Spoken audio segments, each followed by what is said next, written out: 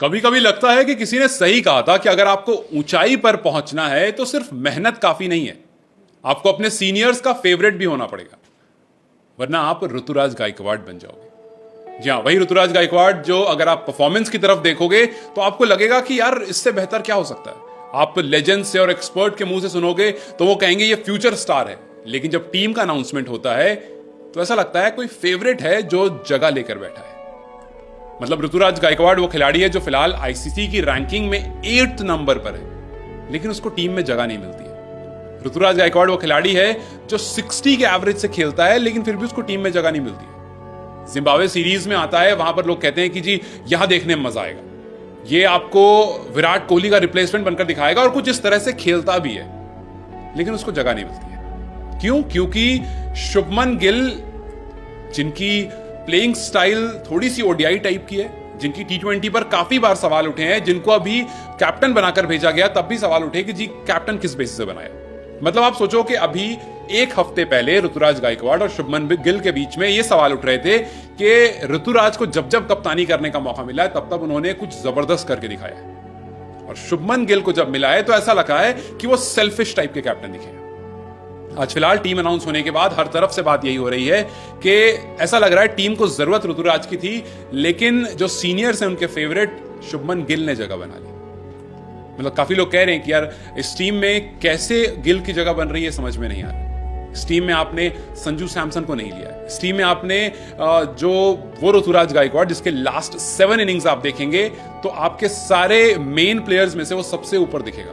हाँ, मतलब current Indian player की अगर मैं आपको लास्ट 7 इनिंग्स बताऊं तो उसमें ऋतुराज ने 7 इनिंग में 350 से ज्यादा रन बनाए, और उसके बाद दूसरे नंबर पर जायसवाल हैं जिनके 263 हैं, शुभमन गिल हैं जिनके 201 हैं। आप सोचो शुभमन गिल को प्रायोरिटी दी गई, इनफैक्ट शुभमन गिल को दोनों ही फॉर्मेट में वाइस कैप्टन बना दिया गया। मतलब साफ है कि आपका कॉम्पिटिशन ही खत्म कर दिया गया कि भाई शुभमन गिल वाइस कैप्टन बन गए। आपने अपने पास ओपनर्स रखे नहीं है क्योंकि आपने अभिषेक को बाहर कर दिया, आपने ऋतुराज को बाहर कर दिया, आपके पूरे स्क्वाड में सिर्फ 2 ओपनर हैं, तीसरा कोई है ही नहीं, आपका कंपटीशन ही नहीं है। और लास्ट 7 इनिंग की तरफ जब हम देखते हैं तो हमको दिखता है यार ऋतुराज गायकवाड़ जिसने सबसे ज्यादा रन स्कोर करे टी20 में, आपने उसे बाहर कर दिया।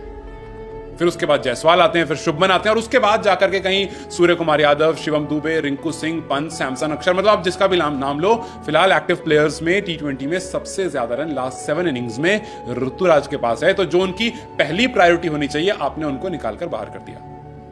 क्यों? बिकॉज शायद अच्छी पीआर टीम नहीं है। मतलब कभी इमोशनल स्टोरीज नहीं लगाते हैं, कभी कंप्लेन नहीं करते हैं, कभी ये नहीं कहते हैं कि जी अगर मेरी पीआर टीम होती तो कुछ बेहतर होता। बहुत लोग हैं जो ऐसा कहते हैं।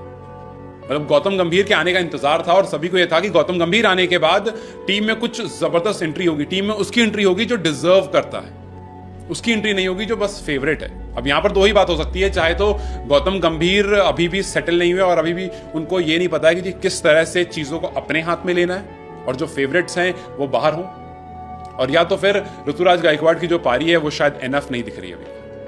मतलब लास्ट 7 इनिंग्स में आपका एवरेज 71 का है, आपका स्ट्राइक रेट लगभग 160 का है, लेकिन फिर भी आप टी20 सीरीज से ड्रॉप हो जाते हैं। और शुभमन गिल को आप देखोगे लास्ट सीरीज में 5 इनिंग्स खेलते हैं, वो 5 इनिंग में बैटिंग आती है, 170 रन स्कोर करते हैं, एवरेज 42 का, स्ट्राइक रेट 125, नॉट बैड।